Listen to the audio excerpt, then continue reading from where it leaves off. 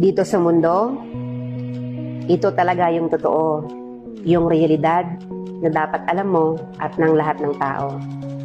Naparito kang hubad, aalis kang nakahubad. Dumating kang nangihina, lilisan kang mahina. Iniluwal kang walang salapi at mga bagay, maglalaho kang walang salapi at mga bagay. Ang una mong paligo, may naghugas sa iyo. Ang huli mong paligo, may maghuhugas sa iyo.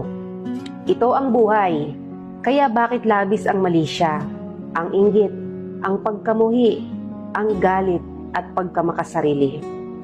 Maging mabait sa lahat at gumawa ng kabutihan. May hangganan ng oras natin sa mundo. Huwag sayangin sa walang kabuluhang bagay. Manalangin at higit sa lahat, huwag na huwag nating sasambahin ng pera. Dahil kahit anong dami ng pera mo o ng ari-ari,